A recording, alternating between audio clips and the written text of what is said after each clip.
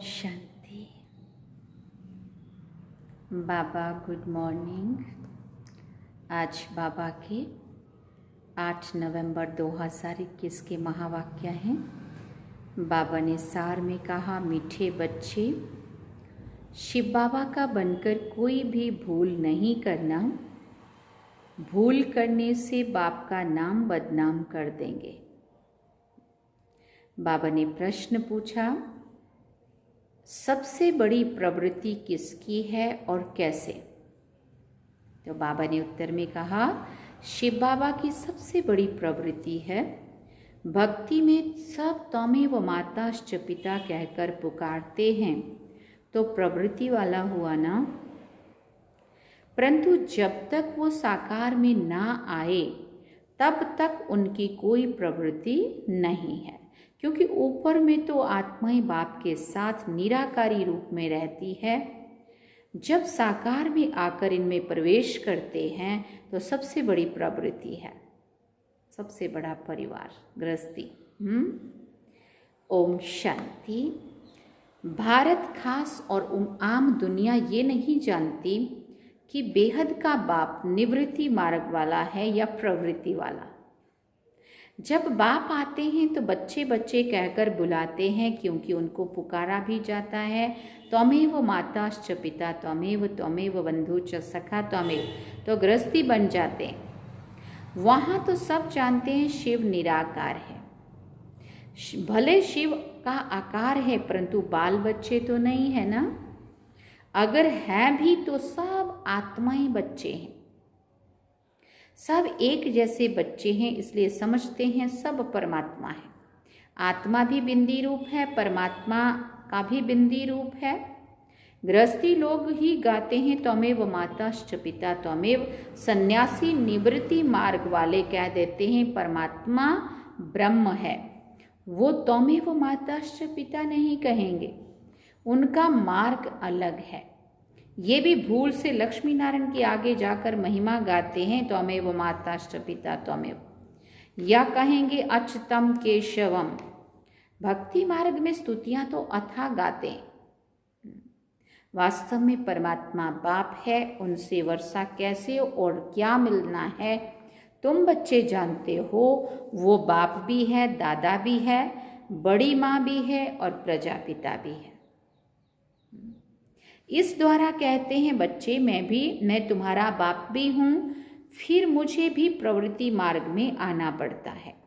ये मेरी युगल भी है और बच्चा भी है। ब्रह्मा बाबा के लिए बाबा कह रहे हैं, क्योंकि शिव बाबा ने आके ब्रह्मा बाबा को पहले अपना बनाया, तो बाबा बहुत बार कहते ये मेरी बन्नी भी है। बन्नी माना स्त्री, क्योंकि पहले बाबा इनको अपना बनाते, इनके द्वारा फिर इनके मुख से हम बच्चों को अपना बनाते। तो अगर हम इनके द्वारा उनके बच्चे बने तो ये हमारी माता पिता थे, इसीलिए कंबाइंड कहते हैं त्वमेव माताश्च पिता त्वमेव। तू ही माता है पिता है, क्योंकि दोनों कंबाइंड है ना। इसलिए बाबा कहते हैं कि मेरी युगल भी है, बच्चा भी है। जब इनमें प्रवेश करता हूँ तब प्रवृत्ति मार्ग वाला बन जाता हूँ। मुझे ही सुप्रीम बाप, सुप्रीम टीचर, सुप्रीम गुरु भी कहते हैं। गुरु गाइड करते हैं मुक्ति के लिए, वो तो है सब झूठ है, ये है सत्य। अंग्रेजी में परमात्मा को ट्रुथ कहते हैं और हिंदी में उनकी क्या महिमा है, सत्यम शिवम सुंदरम, है ना। तो ट्रुथ आकर क्या सत्य बताते हैं ये किसी को भी पता नहीं है। हम तुमको भी पता नहीं था, हम तुमको भी पहले पता नहीं था। तो जैसे नई बात हो गई ना, वो ज्ञान का सागर सचखंड स्थापन करने वाला है, जरूर कभी सच बता के गया है, तभी तो गायन है ना। सचखंड को हेवन कहते हैं, वहाँ डीटी सावरंटी दिखाते हैं। अभी है पुरानी दुनिया, फिर नई दुनिया होने वाली है। पुरानी दुनिया को आग लगनी है। स्थापना के समय विनाश भी गाया जाता है। करण करावनहार परमात्मा गाया हुआ है। ब्रह्मा द्वारा स्थापना करते हैं, फिर बाबा पूछते कैसे कराते हैं, वो तो खुद ही आकर बताएंगे। मनुष्य कुछ भी नहीं जानते। कहते हैं परमात्मा करण करावनहार है, और फिर ड्रामा का भी पता पड़ गया। कलयुग अंत सतयुग आदि, इस संगम को ऊंच मानना चाहिए। कलयुग के बाद आता है सतयुग, फिर नीचे उतरना होता है। स्वर्ग नरक गाया हुआ है ना, मनुष्य मरते हैं तो कहते हैं स्वर्गवासी हुआ। जरूर कोई समय स्वर्गवासी हुए, ये खास भारतवासी ही कहते हैं, क्योंकि जानते हैं भारत सबसे प्राचीन है, तो ज़रूर यही हेवन होगा। बातें कितनी सहज है, परंतु ड्रामानुसार समझते नहीं है। तब तो बाप आते हैं समझाने के लिए। अगर खुद ही समझ जाते या किसी औरों के द्वारा ये समझ मिल जाती तो बाबा को नहीं आना पड़ता ना। बाबा कहते खुद नहीं समझते, इसलिए बाप आते हैं समझाने के लिए। पुकारते भी हैं, बाबा आओ, आप में जो नॉलेज है वो आकर हमें दो, पतितों को पावन बनाने आओ। फिर कहते हैं हमारा दुख हरकर सुख दो, परंतु ये पता नहीं है कि क्या नॉलेज देंगे, क्या सुख देंगे। अब तुम बच्चे जानते हो वो बाप है, तो ज़रूर बाप से रचना हुई होगी, है ना। फादर माना रचयिता, बाप ने फादर कहा, बच्चे ने फादर कहा, तो क्रिएशन ठहरे। क्रिएशन भी ज़रूर कहाँ से पैदा हुई होगी, फिर बच्चों को प्रॉपर्टी भी दी होगी।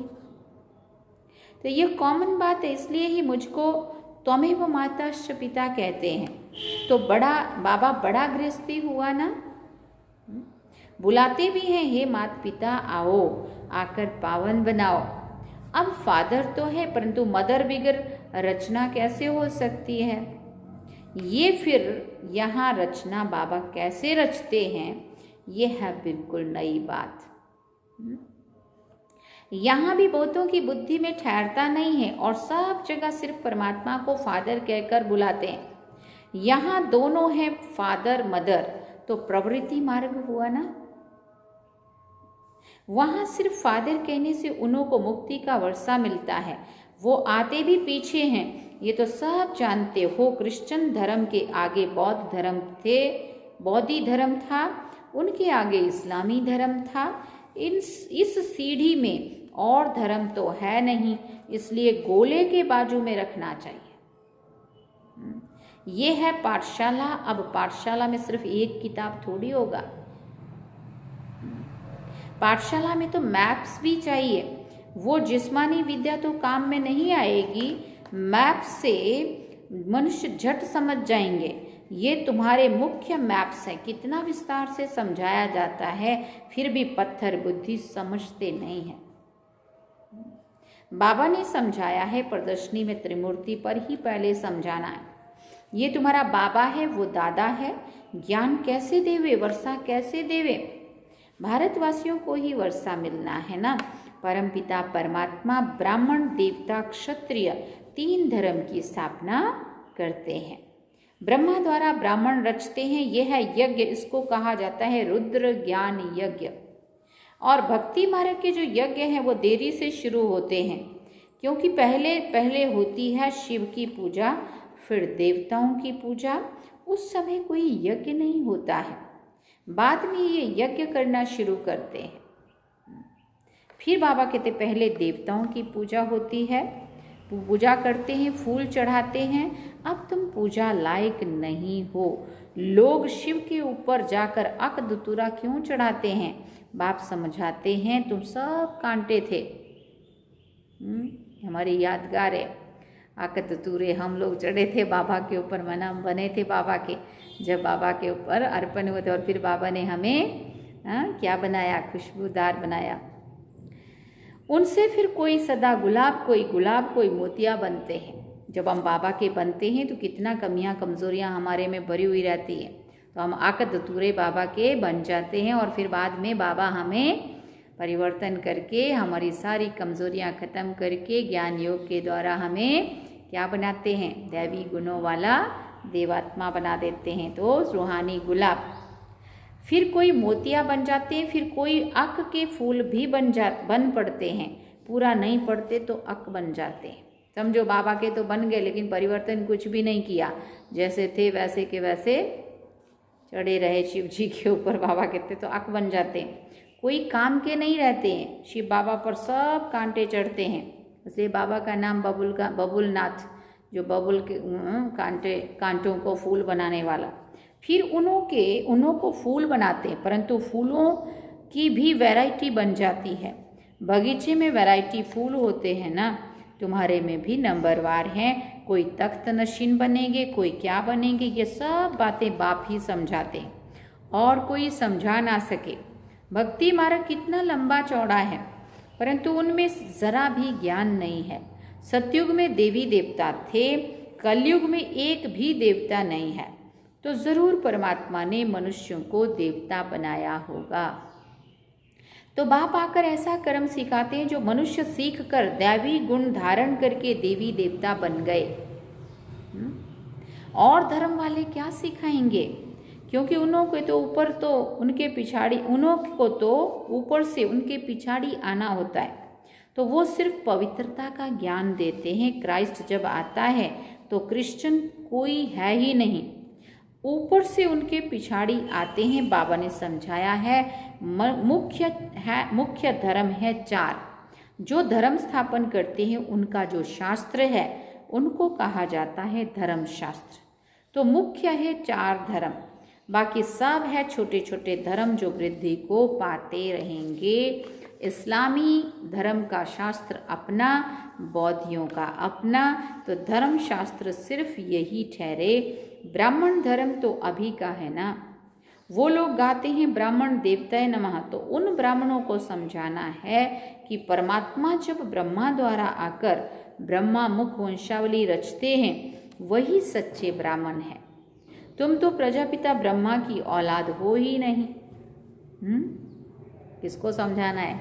उन ब्राह्मणों को। फिर तुम सिर्फ अपने को ब्राह्मण कहलाते हो परंतु अर्थ नहीं जानते हैं।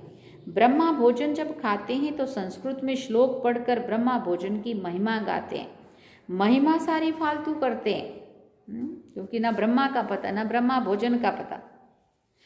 तो उनसे पूछना चाहिए कि तुम ब्राह्मण कैसे ठहरे।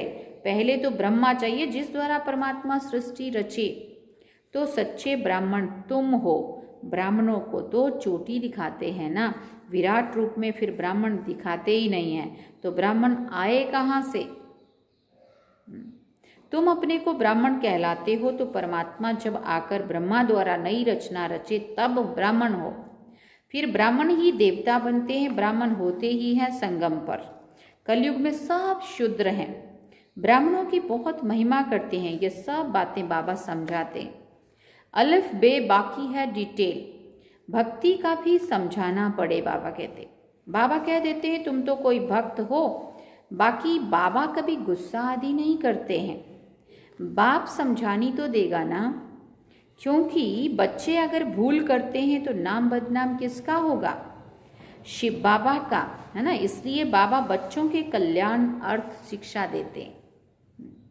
समझो इनसे कोई भूल हो जाती है, इनसे कोई भूल हो जाती है माना ब्रह्मा बाप, तो भी उसको सुधारने के लिए ड्रामा में नूंद है, उससे भी फायदा निकलेगा, क्योंकि ये बड़ा बच्चा है ना। सारा मदार इस पर है, इनसे कोई नुकसान नहीं होगा। ये कहते हैं ऐसे करो तो कर देना चाहिए, तो नुकसान से भी फायदा निकल आएगा। नुकसान की कोई बात नहीं है, हर बात में कल्याण ही कल्याण है।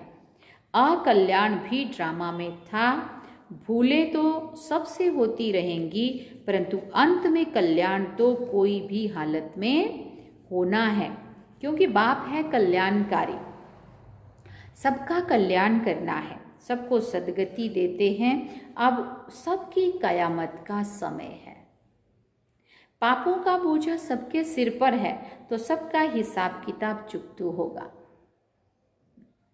सजाएं मिलने में देरी नहीं लगती है। सेकंड में जीवन मुक्ति मिलती है, तो क्या सेकंड में पापों की सजा नहीं भोग सकते हैं? जैसे काशी कलवट में होता है ना, शरीर छूट जाता है, परंतु ऐसे नहीं कि शिव बाबा से जाकर मिले, ऐसे नहीं, सिर्फ पिछला पापों का हिसाब चुकतू होकर नए सिरे शुरू हो जाता है।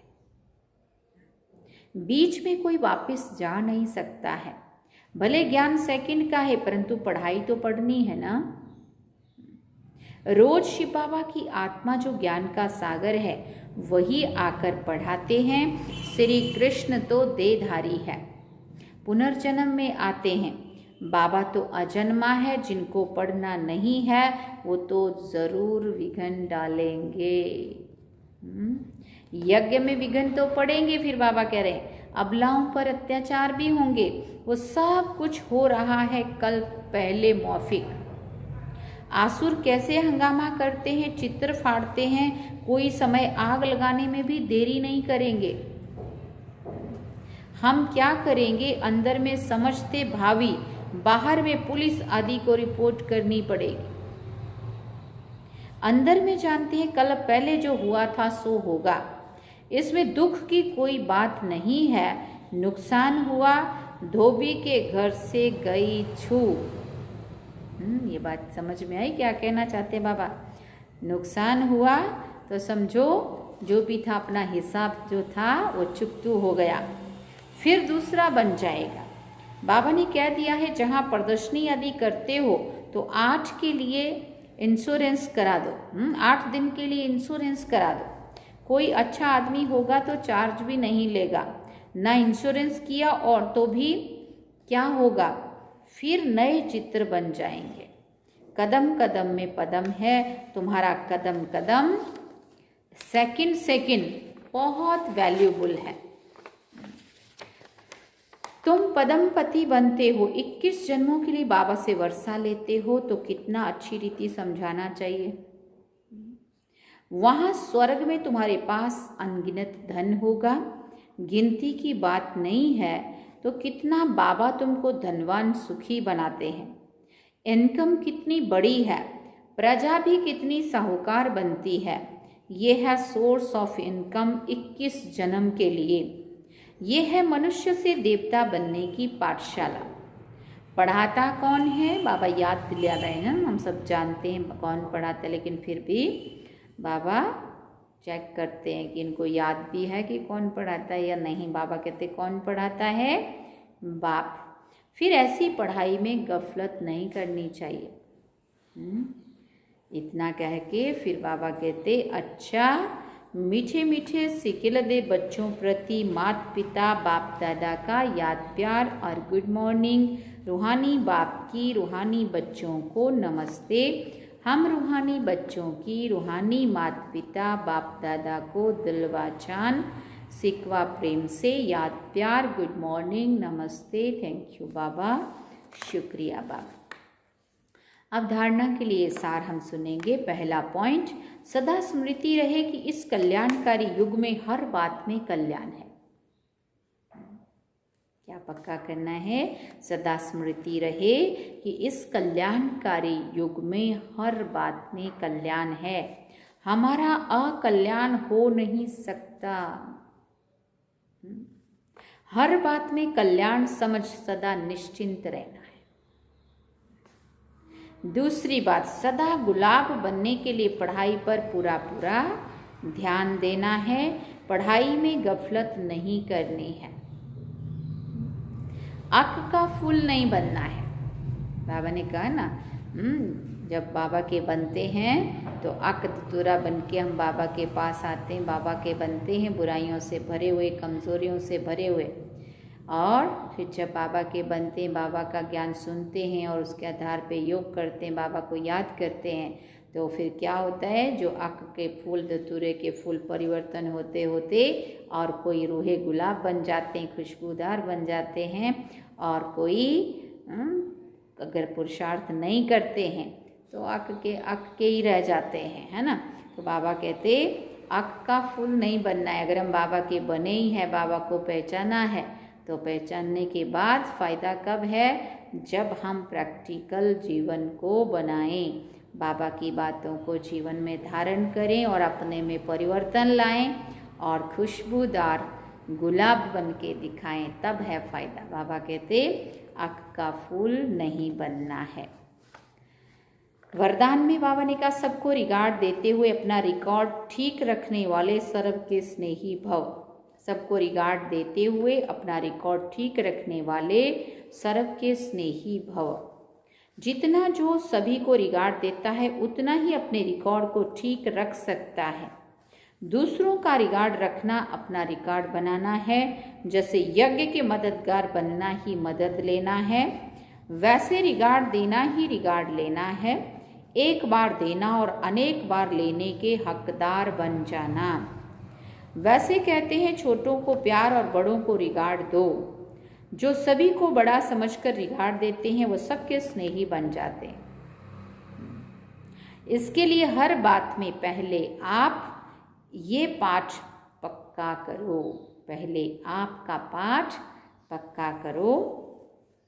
बाबा ने स्लोगन में कहा, बाप दादा की मिली हुई शिक्षाएं समय पर याद आना ही तीव्र पुरुषार्थ है। बाप दादा की मिली हुई शिक्षाएं समय पर याद आना ही तीव्र पुरुषार्थ है। ये थे आज के बाबा के महावाक्य जो हम सब ने सुने। अच्छा, ओम शांति। बाबा ने सार में कहा, मीठे बच्चे शिव बाबा का बनकर कोई भी भूल नहीं करना। भूल करने से बाप का नाम बदनाम कर देंगे।